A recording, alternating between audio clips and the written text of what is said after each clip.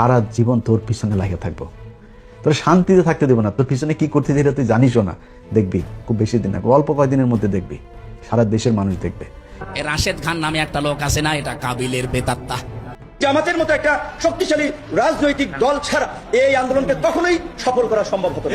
সংগ্রামের বিষয়ে আমি এই যে ক্রাইসিস মোমেন্টে এত ছাত্র আন্দোলন লিড করেছি, জামাতের শিবিরের কারোর সাথে আমার কখনো আন্দোলন সংগ্রাম নিয়ে আলাপ আলোচনা নেই, তাদের পরামর্শ আমি কখনো আমার সাথে সুযোগ হয় নাই।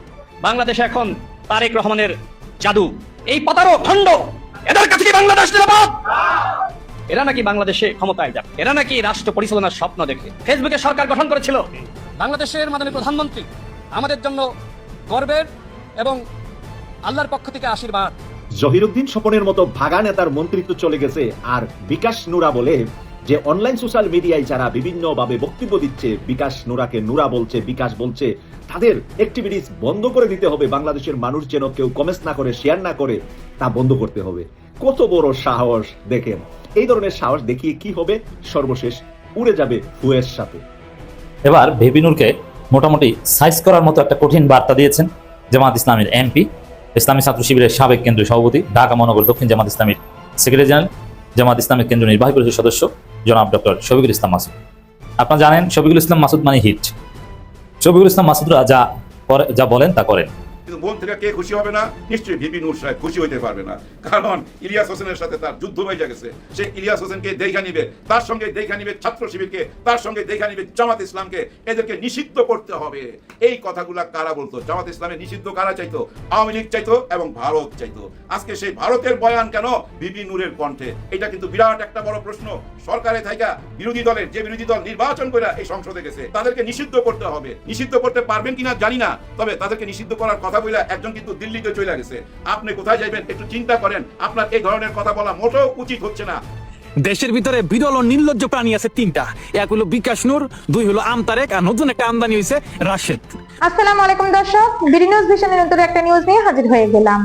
প্রিয় দর্শক, রাজনৈতিক প্রেক্ষাপট নিয়ে ভিডিও শুরুতে অনেকগুলো ভিডিওর অংশ বিশেষ আপনারা ইতিমধ্যে দেখে নিয়েছেন। তো দেখেই বুঝতে পেরেছেন ভিডিওটি কতটুকু আকর্ষণীয় ও গুরুত্বপূর্ণ হতে চলেছে, কারণ আমরা এই ভিডিওটিতে এমন কিছু তথ্যবহুল সংবাদ উপস্থাপনা করেছি যা জানলে আপনারা অবাক হয়ে যাবেন। তো দর্শক, যারা দেশ ও দেশের বাইরে আমার এই ভিডিওটিতে ক্লিক করেছেন তাদেরকে অনুরোধ করব অবশ্যই ভিডিওটি দেখবেন, কারণ ভিডিওটিটা কখনোই মিস করবেন না। তো আমার চ্যানেলে যারা নতুন তাদেরকে বলবো অবশ্যই আমার চ্যানেলটি সাবস্ক্রাইব করে পাশে থাকা বেল আইকনটি অন করে দিবেন এইরকম নিত্য নতুন গরম গরম নিউজ সবার আগে পেতে। তো চলুন প্রিয় দর্শক, কথা না বাড়িয়ে একটা লাইক দিয়ে মূল ভিডিওটিতে চলে যাওয়া যাক। রংপুরে এক শিক্ষক এবং তার পরিবারকে হত্যা করা হয়েছে। ওই ব্যাপারটা নিয়ে পুলিশ যখন কথা বলতেছিল, উনি কান্না করতেছিল। হ্যাঁ,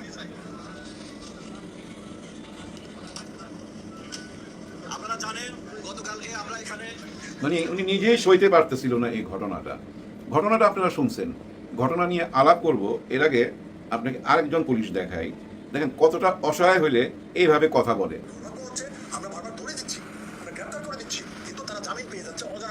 টেলিফোনের আওয়াজ কম, পুরানা ফোন তো, ফোনটা বদলাইতে হবে, আমি মুখে বলি। উনি বলতে চাচ্ছে যে আমরা তো আসামি ধরে দিচ্ছি, কিন্তু জামিন পেয়ে আসতেছে, আর জামিন পেয়ে এসে আমাদের সামনে হাসতেছে। উনি এমন একজন আসামির কথা বলছে যাকে 45 বার ধরা হয়েছে, 45 বার অ্যারেস্ট করা হয়েছে। চিন্তা করতে পারেন, 2 মাস 3 মাস 5 মাস থাকে, আবার ছুইটা চলে আসে, কিছুই করার নাই। এই যে দেখেন উনি কেন কাঁদতেছিল, এই জন্যই কাঁদতেছিল। এই ঘটনাটা সইবার মতো না ভাই। ঘটনা আপনারা এর মধ্যে জেনে গেছেন। আশেপাশের বাড়ির আশেপাশের ওই শিক্ষকের বাড়ির আশেপাশেই থাকে 2টা ছেলে ছাদে উঠছে, কারণ তারা ইয়াবা খাবে, জায়গা পাচ্ছে না, ওইখানে ইয়াবা খাবে। ওই বিল্ডিংয়েই থাকতো চক্রবর্তী নামে একজন শিক্ষক। ওনার হয়তো মনে হয়েছে ছাদে কেউ থাকতে পারে, খুটখাট আওয়াজ হচ্ছে। উনি কিন্তু ওই গামছা গায়ে দিয়েই ছাদে উঠছে। এরপরের ঘটনা আপনারা শুনছেন, তর্ক বিতর্ক একটা টাইমে ওনাকে ওই গামছা পেঁচায় মাইরা ফেলছে। উনি কেন আসতেছে না, ওই স্যারের ওয়াইফ ছাদের দিকে আসতেছিল, ওনাকেও ধরছে, ধইরা ওনার মুখ বাঁধছে দড়ি দিয়ে বাঁধতে যায়, গলাতে দড়ি পেঁচাইছে, মুখের এই জায়গা দিয়েও দড়ি পেঁচাইছে। তারপরে দুইজনে এমন টান দিছে ওনার চোয়াল ফেটে গেছে, চোখ বের হয়ে গেছে। তারপরে ঘরে ঢুকে তার মেয়েকে এবং তার ছেলেকে হত্যা করে। হত্যার পর আবার তারা গোসল টোসল করছে, ওইখানে বসে আবার একটা ইয়াবা খাইছে। তারপরে ঘরের কিছু গয়নাগাটি নিয়ে জুম্মার নামাজে যখন আজান দিছে, ওই মুসল্লিদের সঙ্গে বাইরে চলে গেছে। আসামি ধরা পড়ছে। একটাবার চিন্তা করতে পারেন, কত ছোট্ট একটা ঘটনায় 4টা জীবন চলে গেল। এর পিছনে কারণ কি? কারণ ওনাদের ওই বিবেক বুদ্ধি কিচ্ছুই কাজ করতেছিল না। ইয়াবা এমন এক মাদক যে এটা সেবন করবে তার কিন্তু কোনো হুঁশ জ্ঞান কিচ্ছুই থাকবে না। সে কি করতেছে সে নিজেও তো জানে না, বিন্দু মাত্র সেন্স কাজ করে না ভাই, বিন্দু মাত্র সেন্স কাজ করে না। বিন্দু মাত্র সেন্স কাজ করলে এত বড় ঘটনা ঘটতে পারে? নিশ্চয়ই না। কিন্তু কিভাবে বন্ধ করবেন? ইয়াবা বন্ধ করতেই তো হবে, নাইলে এই দেশের ইয়াং জেনারেশন ধ্বংস হয়ে যেতে পারে ভাই। এই যে গ্রামগঞ্জে চারিদিক থেকে যত খুন খারাপির কথা শুনেন না, যত অরাজকতা চলতেছে, এটা এই মাদকের কারণে। কিন্তু কিভাবে বন্ধ করবেন? এই মাদক নিয়ে যেই ধরা পড়ুক না কেন, দেখবেন ওই আদালত পাড়ায় অনেকেই কালো কোট গায়ে দিয়া দাঁড়ায় রয়েছে, এবং তারা যখনই দেখে পত্র পত্রিকা এই যে 4 জন ধরা পড়ছে, তারা মনে মনে খুশি হয়, কারণ তাদের মক্কেল তার কাছেই তো আসবে এবং টাকা দিবে, এবং সে আইনি লড়াইয়ের মাধ্যমে তাদেরকে আবার বাই করে দিবে। সে আবার যায় ওই একই কাজ করবে। আসামি যখন ধরা পড়ে, ওনাকে যখন কোর্টে দেয়, কোর্ট থেকে যখন রিমাইন্ডে পাঠায়, তখন কিন্তু ওই আসামির আত্মীয় স্বজনরা এসে কিন্তু আর হুমকি ধামকি দেয় না, তারা একটা আপোষ করতে চায়, সমঝোতা করতে চায়, যে ভাই 4 দিন রিমান্ডে আছে, এনেন 4 লাখ টাকা, ওনারে ভাই মাইরেন টাইরেন না, একটু ঘুমাইবার ব্যবস্থা করে দিয়েন। আত্মীয় স্বজন আইসা এই আবদারটাই তো করে। আর আসামিও কিন্তু তার আত্মীয় স্বজনদের বলে তাড়াতাড়ি টাকা অ্যারেঞ্জ করে দিয়ে দাও, তাহলে রাত্রে কিন্তু আমারে পিটাইবো, ওই টাকা পয়সা দিয়ে আপোষনামা করে। এরকম অনেক ঘটনা আপনারা শুনছেন। এখনো কি এসব ঘটনা চলতেছে না? নিশ্চয়ই চলতেছে। না হলে একজন পুলিশ অফিসার কিভাবে আইসা বলে 45টা মামলার আসামি যখনই তারে ধরি তখনই বাইর হয়ে যায়? তার মানে এই থানা থেকেই মামলাটা এমন ভাবে দেওয়া হয়, আইনের ফাঁকটা এমন ভাবে রাইখা দেয়, এটা যখন কোর্টে যায় আর কালো কোর্ট কইরা একজন উকিল আইসা ওই ফাঁকটা খুঁজা বাইর করে এবং মহামান্য আদালতকে দেখা দেয়, দেখেন এই যে একটা ফাঁক আছে, উনি কত বড় আসামি না, কারণ ওই আয়ু যখন মামলাটা দেখে তখনই ফাঁকটা রাইখা দেয়, কারণ ওই যে আপোষনামার মাধ্যমে ওই কাজটা হয়। বর্তমানে ভাই এই দেশের সবচেয়ে বড় প্রবলেম আইন শৃঙ্খলা। একেবারেই ঠিক নাই আইন শৃঙ্খলা, যা ইচ্ছা তাই ঘটতেছে। কিছুক্ষণ আগে আজকে বেলা 3টার দিকে দেখলাম সারের জন্য ভাই সবাই লাইন ধরে দাঁড়ায় রয়েছে, কোথায়? সরকারি কোনো গোডাউনের সামনে। সার দিচ্ছিল না। একটা টাইমে সবাই মিলা লুটপাট করে ওই সার মাথায় করে নিয়ে ভাগতেছে, সব সার লুটপাট করে নিয়ে চলে গেছে।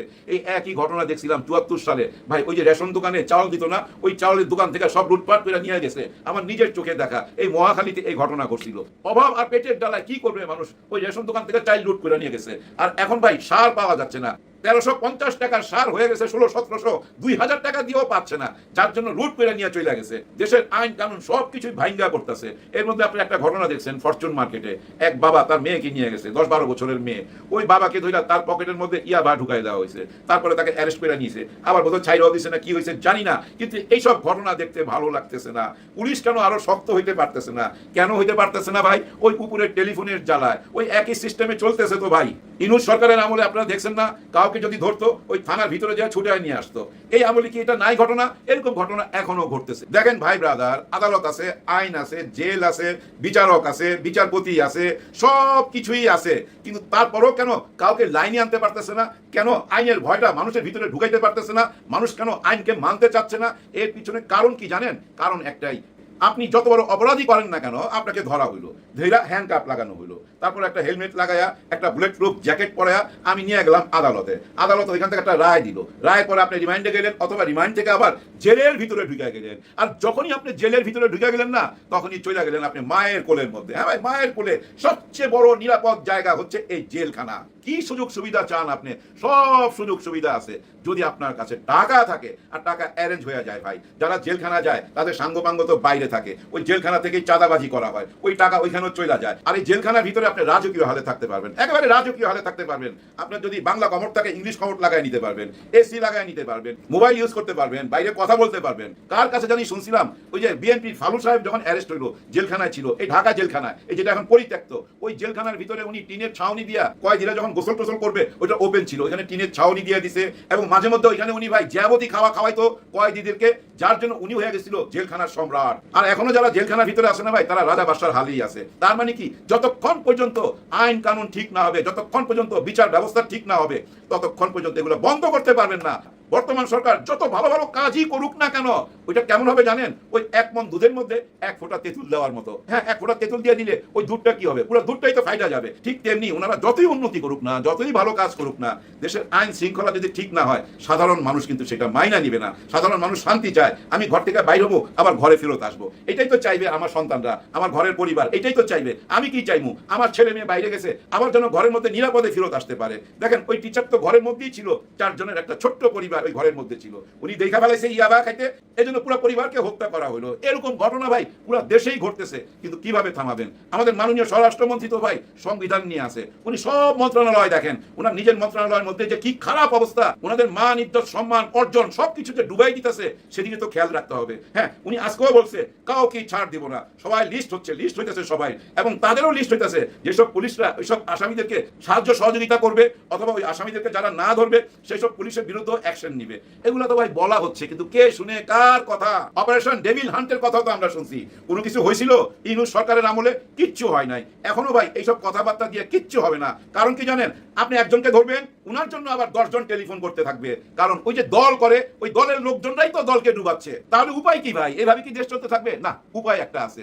ওই যে ফখরুদ্দিনের সরকার, যতই খারাপ হোক না কেন, ওই ফখরুদ্দিনের সরকার, তার একটা গুণের কথা তো বলতেই হবে, অপারেশন ক্লিন হার্ট। হায় হায়, এটা নাম শুনলেই তো অনেকে হার্ট ফেল করে বইরা যাইতো, ভয়ে কাপড়ে পেশাব করে দিত, টাকা পয়সা ভাই রাস্তাঘাটে ফালাই দিত, দামি দামি গাড়িগুলা রাস্তায় ফালাই দিয়ে ভাইয়া গেছে না? মনে আছে আপনাদের ওই ঘটনাগুলো? মনে আছে? নিশ্চয়ই মনে আছে। ওই অপারেশন ক্লিন হার্ট 2 করতে হবে, কিন্তু অপারেশন ক্লিন হার্ট 2 আসলে ভাই আবার চলে আসে ওই ক্রস ফায়ার, আইন বহির্ভূত হত্যাকাণ্ড চলে আসে। সেটা তো একটা স্বাধীন দেশে হইতে পারে না, কিন্তু এইটা তো হইতে পারে। নিয়ে জেলখানায় ঢুকামু যেন আর বাইর না হইতে পারে, আর জেলখানার মধ্যে যেন রাজকীয় হালে না থাকতে পারে। ওইখানে যদি কঠিন শাস্তির ব্যবস্থা করা হয়, তাহলে তো একটা উপায় বাইর হইতে পারে, কিন্তু কিছুই হচ্ছে না। কে সামলাবে এগুলা? মিডিয়া তো তেমন ভাবে নিউজ হয় না, পত্র পত্রিকাও ভাই তেমন ভাবে নিউজ হয় না। কে সামলাবে বলেন? আমাদের দেশের পত্র পত্রিকার কি ভূমিকা এটা আপনিও জানেন, আমিও জানি। নয়া দিগন্ত, আমার দেশ এবং সংগ্রাম, আরো অনেক পত্রিকা আছে, এগুলোর উপরে আমরা ভরসা করি, কিন্তু কতটা ভরসা করি, কতটা সত্য নিউজ পাই? ভাই পুরাপুরি পাই না, সত্যি পুরাপুরি পাই না। তবে হ্যাঁ, বাংলা এডিশন নামে একটা পত্রিকা ছিল অনলাইন, যেটা চেয়ারম্যান ছিল আমাদের ইলিয়াস হোসেন সাহেব, সেটাও কিন্তু নিষিদ্ধ করা হয়েছিল।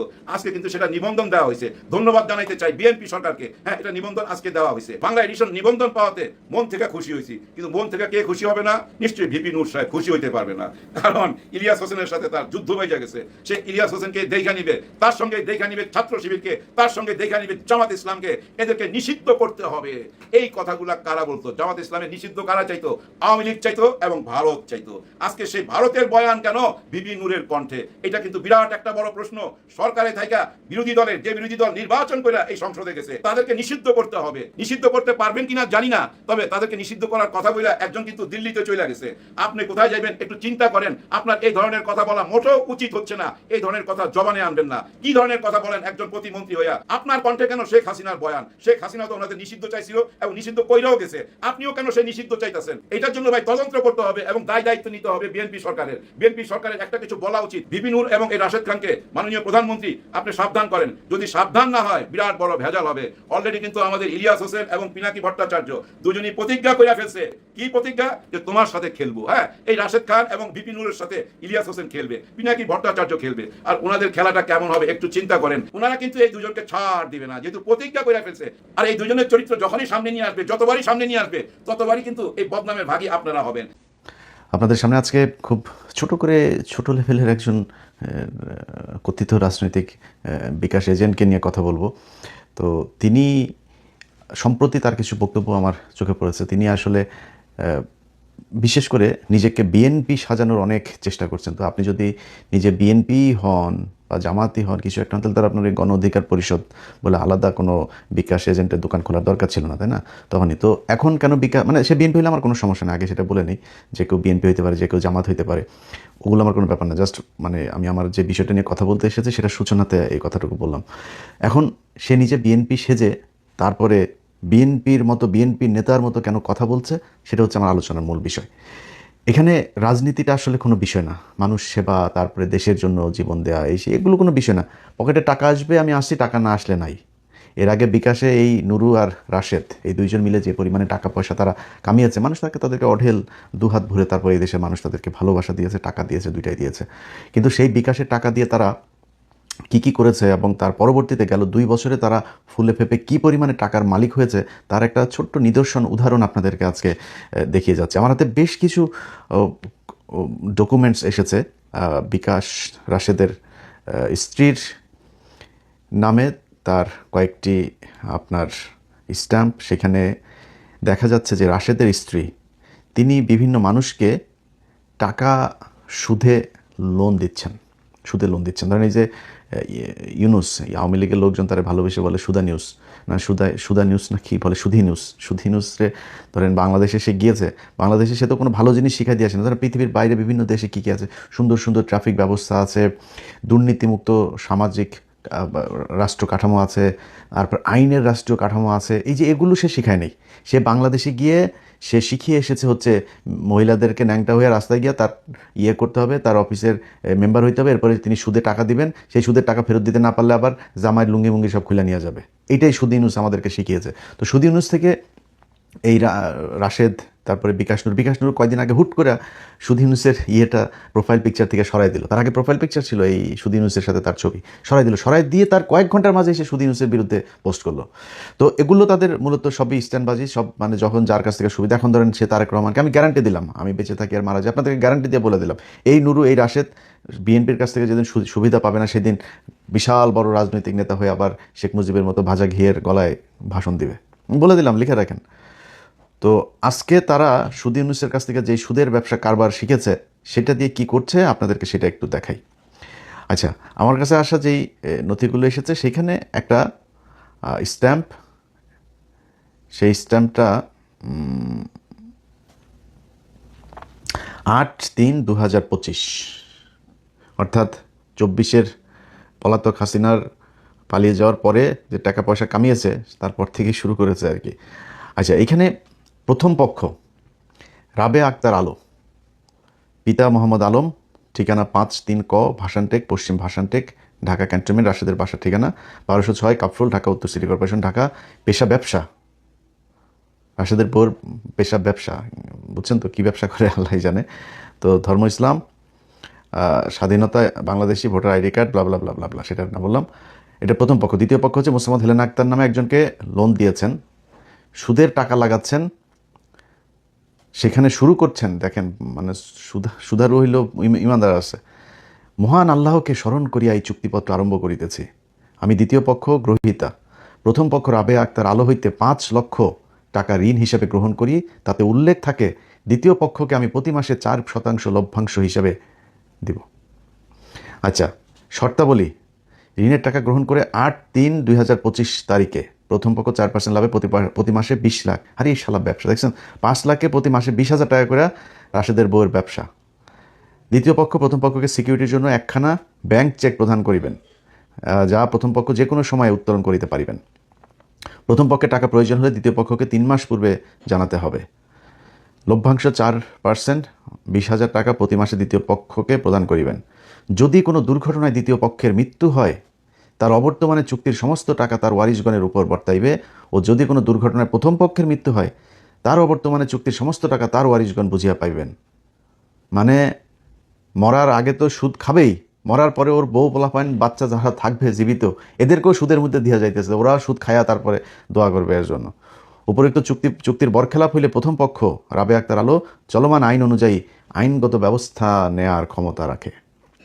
তো এখানে আপনাদেরকে আরো কিছু জিনিস দেখানো হলো। এই দর্শক, আশা করি ভিডিওটি সম্পূর্ণ দেখেছেন। ভিডিওটি দেখে আপনারা কি জানলেন, বুঝলেন? অবশ্যই আপনার মূল্যবান মতামত আমাদের কমেন্ট বক্সে জানাবেন। আর আমাদের চ্যানেলে নতুন হয়ে থাকলে চ্যানেলটি অবশ্যই সাবস্ক্রাইব করবেন। ইতিমধ্যে যারা সাবস্ক্রাইব করেছেন তারা ভিডিওটি বেশি বেশি শেয়ার করুন, এদেরকে দেখার সুযোগ করে দিবেন। এরকম নিত্য নতুন গরম গরম নিউজ পেতে আমাদের চ্যানেলের সাথে আপনারা যুক্ত থাকুন। আজকে কথা না বাড়িয়ে বিদায় নিচ্ছি, দেখা হবে নতুন করে নিউজ নিয়ে ইনশাআল্লাহ। ততক্ষণ পর্যন্ত বিডি নিউজ ভিশনের সাথেই থাকুন। আল্লাহ হাফেজ।